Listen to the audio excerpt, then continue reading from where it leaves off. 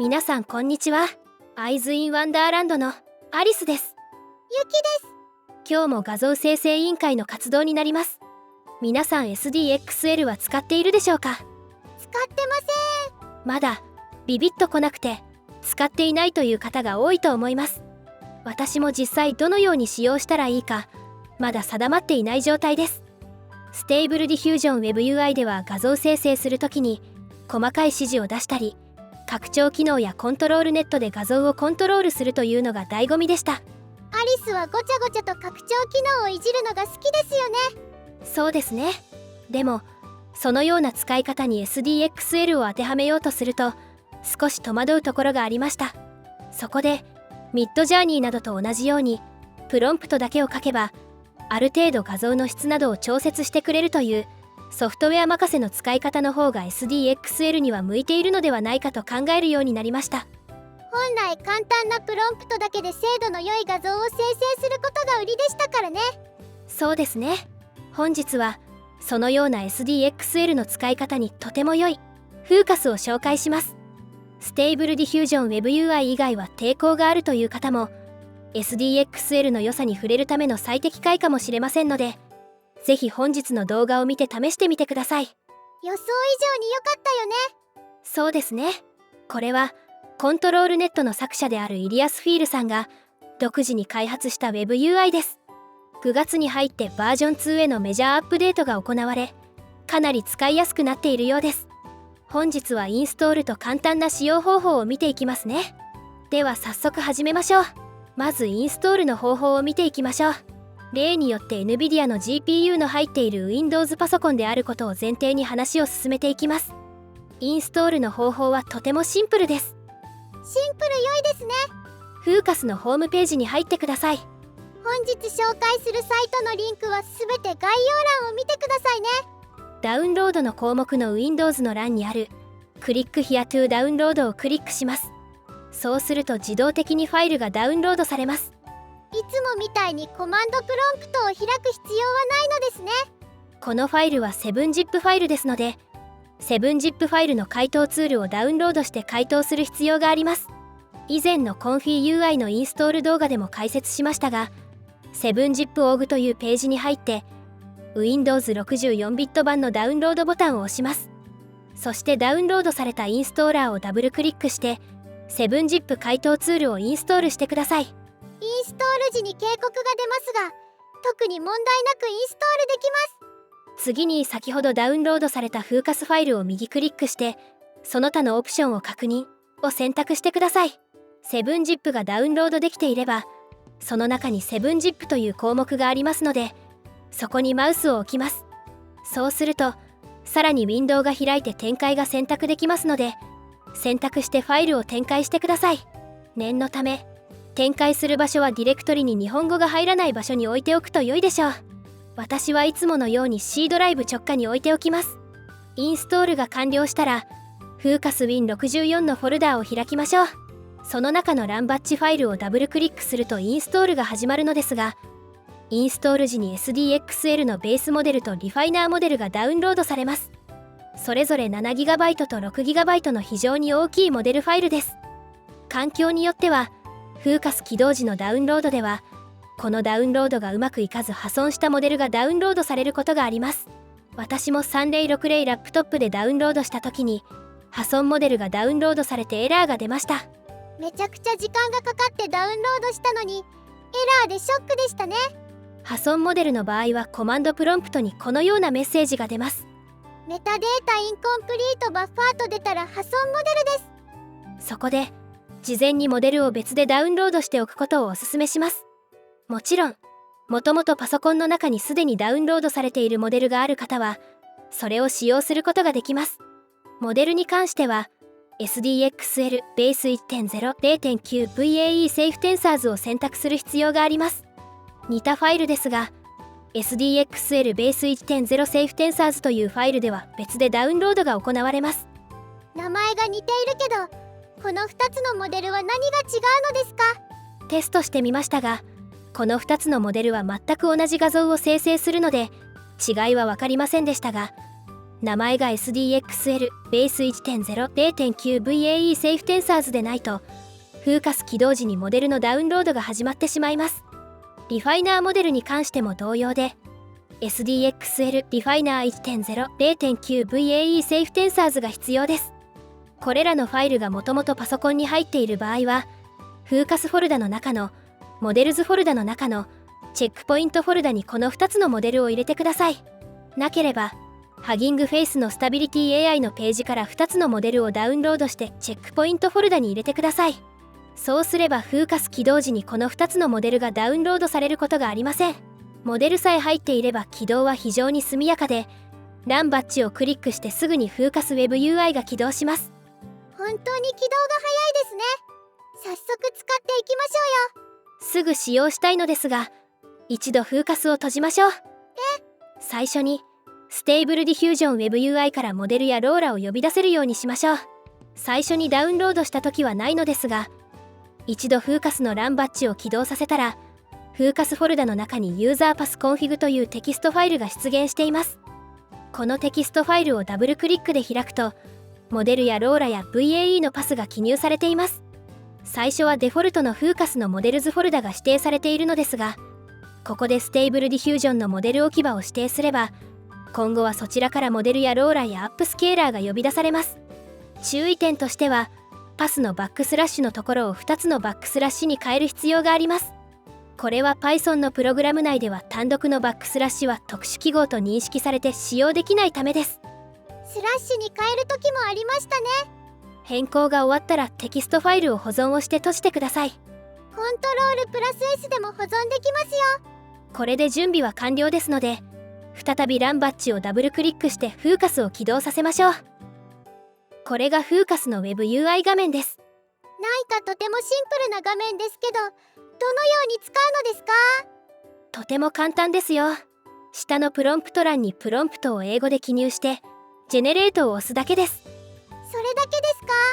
チェックポイントを選んだり画像サイズを選んだりネガティブプロンプトを書いたりはいらないのですか？はい、基本的な使い方としてはそのあたりはプリセットされていますので、書きたいものをこのプロンプトに書き入れれば OK ですよ。本当にシンプルでミッドジャーニーみたいですね。基本的には画質系のプロンプトなども不要で、プロンプトはただ書きたいものを書けば大丈夫です。今は画面全体が白いのですが、動画では白い画面がちょっと見にくいのでダークモードに変更します。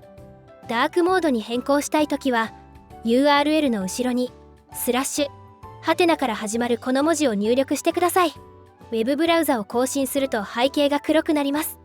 黒は落ち着きますね。では一度画像を生成してみましょう。プロンプトはチャット GPT に考えてもらったこのプロンプトです。都会のスカイラインを背景にした女性のアニメ風の画像ですね。ではジェネレート。2枚の画像が生成されるのですね。綺麗な画像ですが実写寄りのアニメが生成されましたね。そうですね。もう一回生成してみましょう。ジェネレート。少し画風が変わりましたが思っていた日本のアニメ風の画像は出ませんでしたね。そうですね。ただプロンプトだけでかなり質の良い画像が生成されましたね。でももう少しいろいろ調整したい気もしますね。そうですね。ちゃんと調節できる部分もありますので、設定を変える方法を見ていきましょう。やったー。設定もいじれるのですね。はい、いろいろとありますよ。では画面の下の方のアドバンストにチェックを入れてください。そうすると右側に新たなタブが出現します。項目にはセッティングとスタイルとアドバンストがあります。まずセッティングの項目ですが、パフォーマンスをスピードとクオリティから選択することができます。デフォルトはスピードモードで30ステップで画像が生成されます。クオリティにすると60ステップで画像が生成されるため少し時間がかかりますが、画像が綺麗になります。このステップはサンプリングステップですか？多分そうだと思いますが、解説文などを見つけられませんでしたね。次に画像サイズを選択することができます。任意に数値を入れるのではなく、ここにあるプリセットから選択します。たくさんありますね。画像生成がうまくいくような数値が選択されているのでしょう。現在はデフォルトの 1152×896 の画像サイズで、縦横が約 1.3 対1の画像になっています。サイズを変えてみましょう。832×1216 でだいたい縦横比が1対 1.5 の画像を生成してみます。ステーブルディフュージョンでよく使う比率ですね。その下のイメージナンバーは一度に生成する画像の数です。デフォルトは2になっています。ステーブルディフュージョン WebUI でいうところのバッチサイズのような同時生成ではなく、バッチカウントのような順番生成という感じですね。その下にネガティブプロンプトを書くことができます。ここには基本的に画質系のプロンプトは必要なく、画像の中に書いてほしくないものを書くと良いと思います。例えば、男の人と子供を書きたくなければ、マン、チャイルドなどと書きます。何も入れなくても OK です。その下のランダムはシード値のことで、デフォルトはランダムですが、シード値を固定してチェックポイントや画風による画像の違いなどを比較するときは、ランダムを外して画像を固定してみてください。一度この状態で画像を生成してみましょう。ジェネレート。このように縦長の2枚の画像が生成されました。次にスタイルを見ていきましょう。スタイルは文字通り画風を選択するところです。デフォルトではフーカス V2 とデフォルトスライトリーシネマティックが選択されています。このフーカス V2 は GPT-2 を活用し、画像をより魅力的にするためにスタイルを追加するものであると説明されています。またこのフーカス V2 を選択していると、複数のスタイルを同時に選択しても画質が落ちにくいようです。基本的にはこのフーカス V2 は常にオンのままで画像を生成していくことになると思います。そしてこのスライトリーシネマティックが選択されていると少し実写系寄りになりますので、アニメ風の画像を作りたいときはこの SAI アニメを選ぶとアニメ風になると思います。 SAI って何ですか？ Bing で調べたらクリエイティブ AI のサイちゃんのことだと思いますが、よくわかりません。それにしてもとてもたくさんの項目がありますね。そうですね。ここからいろいろなスタイルを選んで画像を変化させることができます。複数のスタイルを選んでも大丈夫ですよ。一度シード値を固定してスタイルによる画像の変化を見てみましょう。まずデフォルトのスライトリーシネマティックの画像を生成します。ジェネレート。このようにアニメ風ですが実写に近いような画像が生成されました。次に SAI アニメで画像を生成してみます。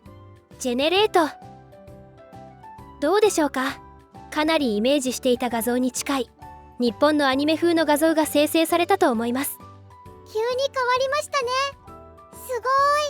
この他にもいろいろなものを選択できます。ファンタジーアートを選んでジェネレート。背景にファンタジー要素が追加されましたね。ローポリーを選んでジェネレート。ポリゴン数の少ないカクカクの画像になりましたね。さらに違う画風を見てみましょう。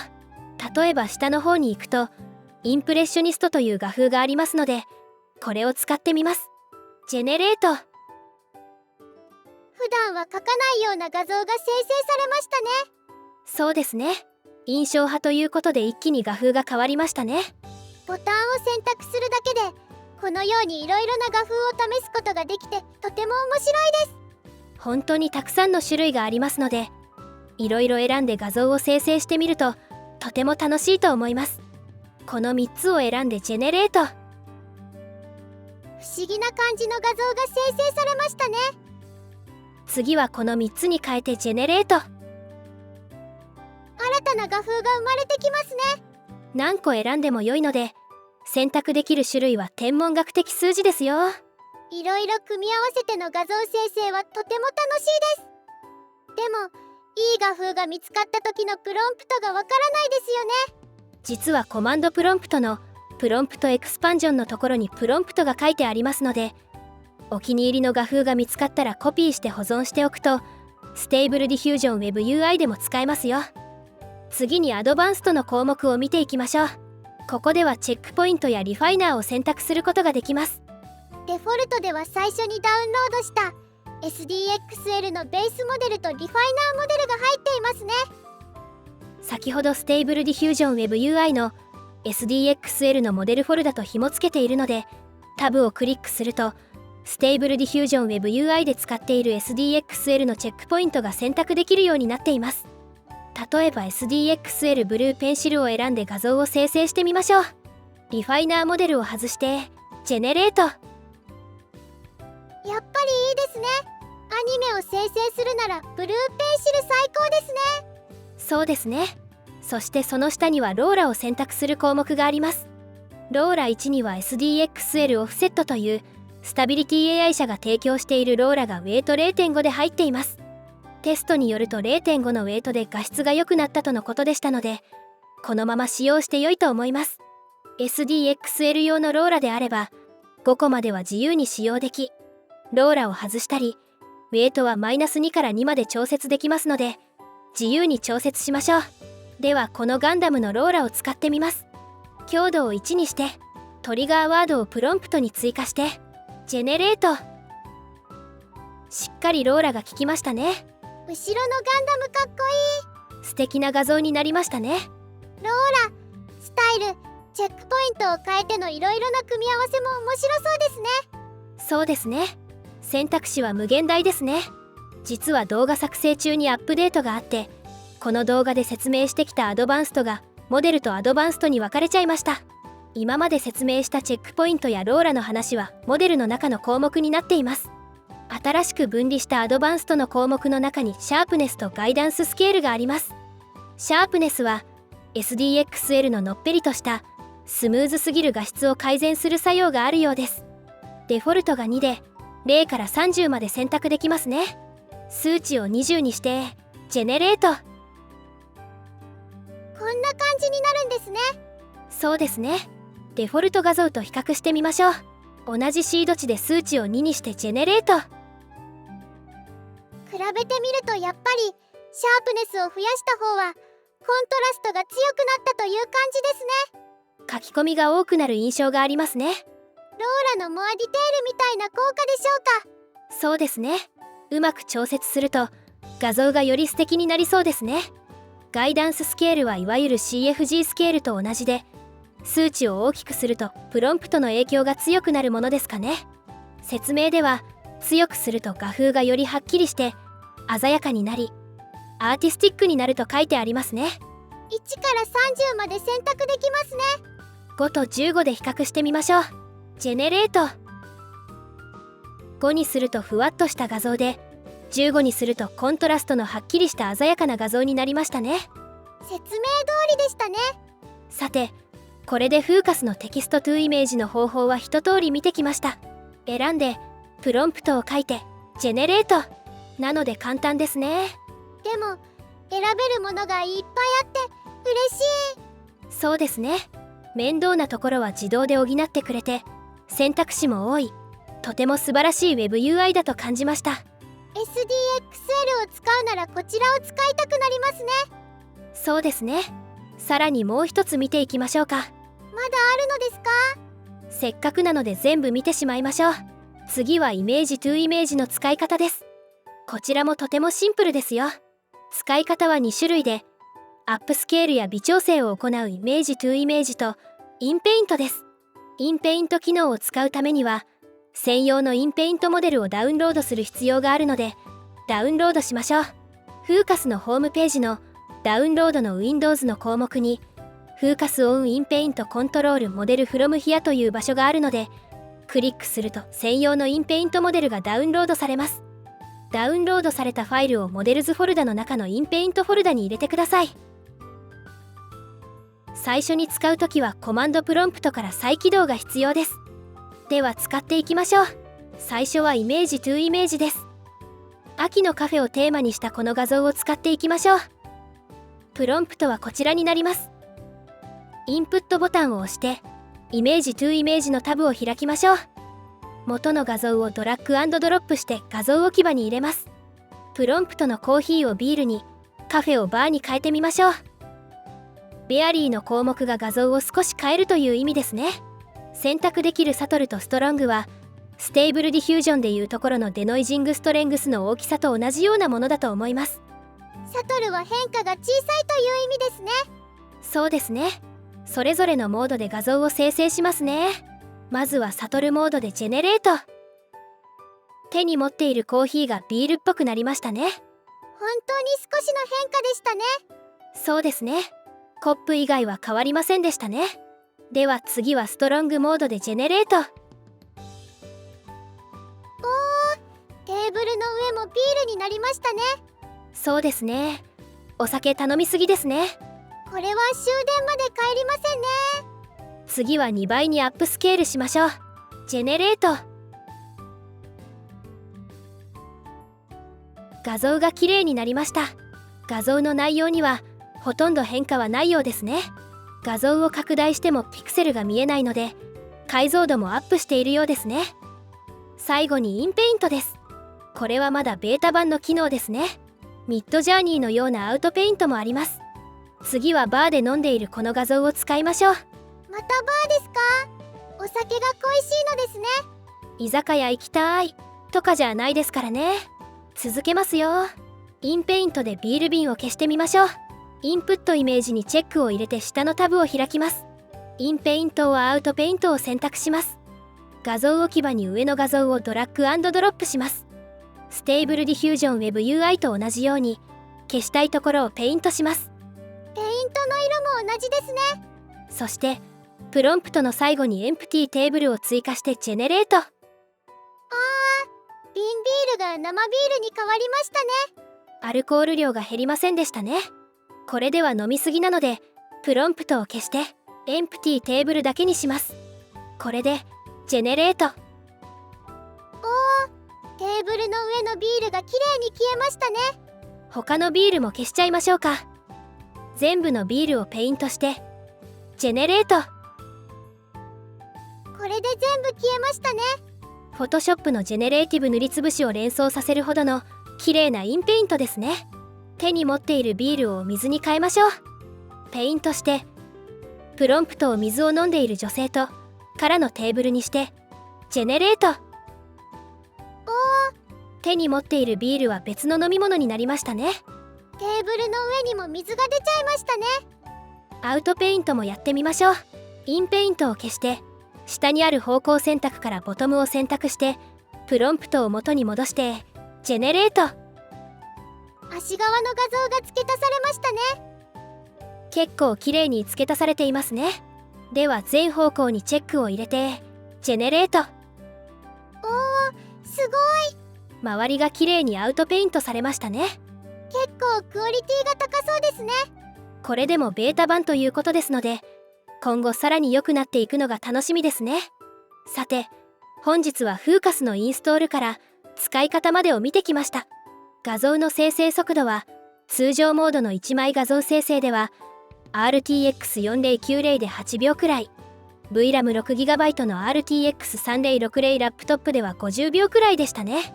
最後のアップデート後に RTX3060 ラップトップの画像生成が逆に遅くなっていましたね。今後徐々に改善していくでしょう。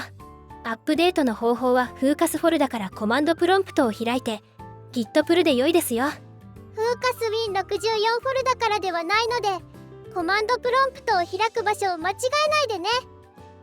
私はフーカスがかなり気に入りましたよ。私も楽しかった。皆さんも SDXL の扉を開くきっかけにしてみてはいかがでしょうか。本日の動画はこの辺りで終わりにしたいと思います。ぜひチャンネル登録といいねボタンをお願いします。お願いします。最後までご視聴いただきありがとうございました。次の動画でお会いしましょう。さようなら。バイバーイ。